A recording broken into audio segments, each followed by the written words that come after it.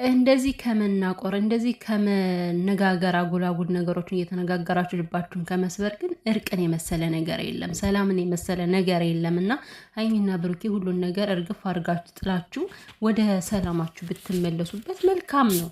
ሰላም ሰላም ቤተሰብ እንዴት ናችሁ? ሰላማችሁ ይብዛ። የእውነት ለመናገር የሀይሚና የብሩኬ ነገር ሄዶ ከዚህ ደረሰ። በጣም ነው የሚያስጠላው ማለት ነው። አሁን እንግዲህ እየሰሩ ነው ድራማ ነው ምናምን የምትሉ ሰዎች እንግዲህ እናንተ እንደፈለጋችሁ መረዳት ይቻላል። እኔ የምለው አንድ ነገር የማይገባኝ ነገር አለ ከሰዎች ላይ የማልረዳው ነገር ማለት በዚህን ያክል ደም እንባ እያለቀሱ የሚመጣ ገንዘብ ግን ጠቀሜታ አለው? ይጠቅማል ማለት ለምንድን ነው?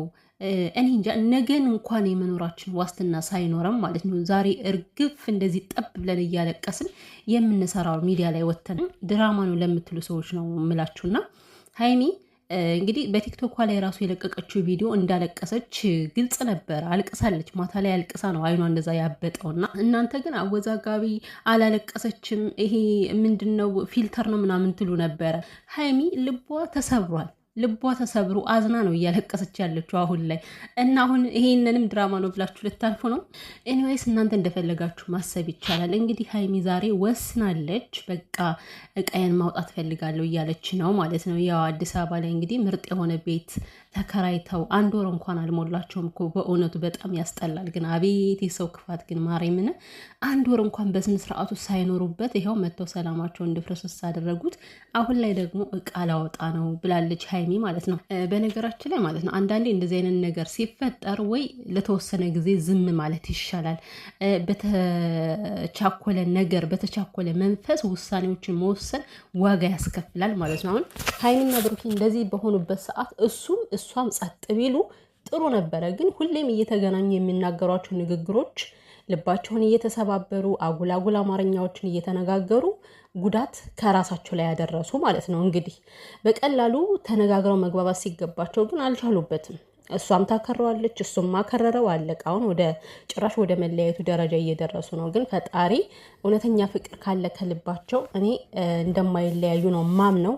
አይለያዩም ግን ደግሞ ለጊዜው የሚናገሩት ንግግር እየመጡ የሚጨቃጨቁት ነገር እንኳን አይደለም ለነሱ እኛ ራሱ ልባችን ይሰብረናል። እውነት ለመናገር ለተመልካችን ተገቢ ያልሆነ ቪዲዮ ነው ማለት እኛ ትምህርት ልንወስድበት የምንችለው ቪዲዮ አይደለም እየተለቀቀ ያለው በዚህ አጋጣሚና እንግዲህ ሁላቸውም በራሳችን ልክንን እያሉ ነው። ያው ሁላቸውም ጥፋት አለባቸው። በነገራችን ላይ ሀይሚም ጥፋት የለባትም ማለት አይደለም፣ ብሩኬም ጥፋት አለበት ማለት እንግዲህ በእርግጥ ይሄ ልጅ የኔ ልጅ አይደለም እያለ እየተናገረ ነው። ግን ደግሞ ይሄ ነገር በሱ እስከመጣ ድረስ ብሩኬ ትንሽ ልትታገስ ይገባል። ምክንያቱም በአንተ ስም ነው ነገሮች የመጡት። አንተ ነው የተወነጀልከው፣ አንተ ነው ልጅ አለህ የተባልክ ማለት ነው። ስለዚህ ጥፋቶች ሁሉ አንተ ምንም ባታደርገውም በአንተ እስከመጡ ድረስ ነገሮችን ልታረጋጋቸው ይገባል ብሩኬ ማለት ነው። ለሰላም ሲባል ለፍቅር ሲባል እንደዚህ ከሆናችሁ እንዴት ነው ፍቅራችሁ ልትመልሱት የምትችሉት? ፍቅር እንደዚህ ቀላል ነው እንዴ?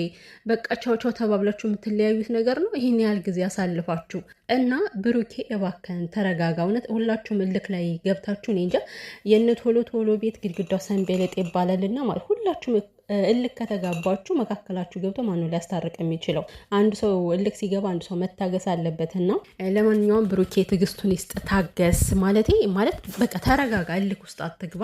ሀይሚን ብትሆኛ አሁን መጀመሪያ ጥፋት የለባትም እኮ ነገሩ በብሩኬ እንደመጣው መጠን ሀይሚ ጥፋት የለባትም። ግን ደግሞ ጥፋት አጥፍታለች ማለት ገና ከመጀመሪያውኑ እንኳን የኔ ልጅ እንኳን ቢሆን እኔ አንቺን ማጣት አልፈልግም እያለ በጣም ነው ተንከባሉ የለመናት። በጣም ብዙ ለምኗታል። በዛ ሰዓት ልሰማው አልቻለችም። ከልጁ መለየት አልፈልግም እያለች ነበረ እና ደግሞ ሀይሚዬ እንደዚህ አታልቅሽ፣ ማልቀስ አይገባሽም። የምር እኔ እንጃ እንባ በአጠቃላይ ባታፈሱ እባካችሁን አታልቅሱ።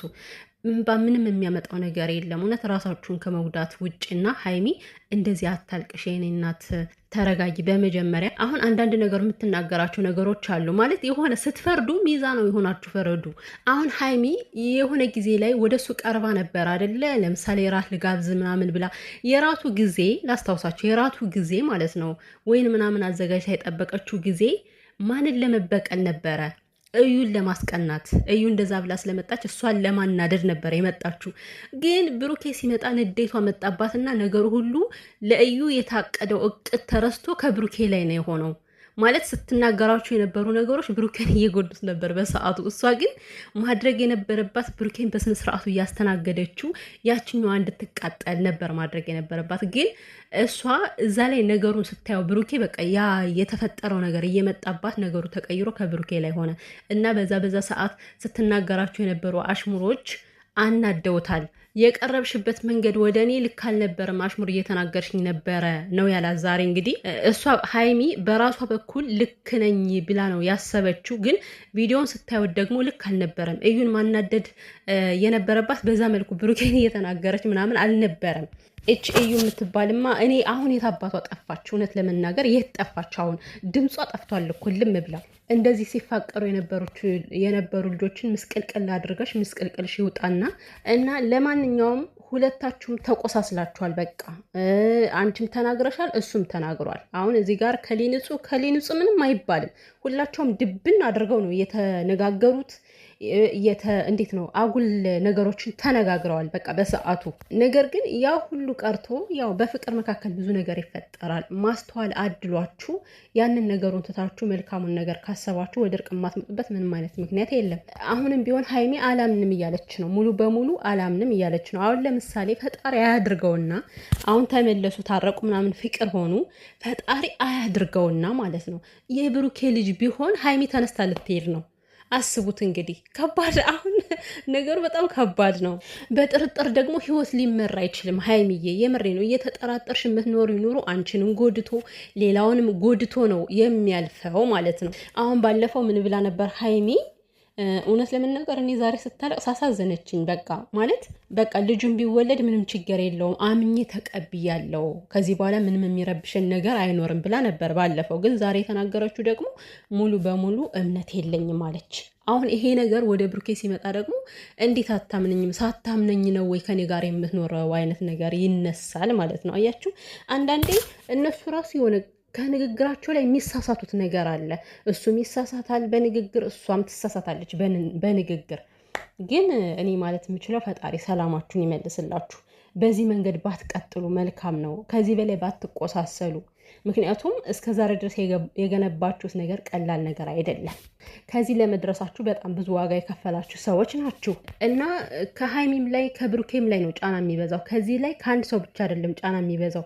ብሩኬም ሲያጠፋ ሀይሚ፣ ሀይሚም ስታጠፋ ብሩኬ ነው። ሁሌም እየተወቀሱ ነው ከዚህ ላይ የደረሱት እነዚህ ልጆች ማለት ነው። ብሩኬ ቤተሰቦቹን ሰርፕራይዝ ባደረገ ቤት ሰርቶ በሰጠ እንደገና ተገልብጦ 666 እየተባለ ያለ ልጅ ነው። እንግዲህ ሰው ሲቀየር በሀገሩ አድጎ ተለውጦ ቤተሰብን ሲረዳ ስናይ ልናመሰግን ሲገባ 666 የሚባል ልጅ ነው እና ሁሉም አሁን ሀይሚ ሁሉ ሰው ወደ እኔ ነው ጥፋቱን ወደ እኔ ነው እያደረገው ያለው እያለች ነው። ወደ አንቺ ብቻ አይደለም፣ የምሬን ነው ማለት እኔ ኮሜንት የማታይ ከሆነ እንጂ ብሩኬም ራሱ እስከሚበቃው ድረስ እንዴት ነው ብቻ አላቅም መዳበሪያ ሞልቶ እስከሚፈስ ድረስ እንደዛ ነው እየተናገሩት ያለ ማለት ነው። ስለዚህ እሱ ባጠፋው አንቺ ትሰደቢያለሽ፣ አንቺ በምታጠፊው ጥፋት እሱ ይሰደባል እና ሁለታችሁም እየተወቀሳችሁ ያላችሁ ሰዎች ናችሁ።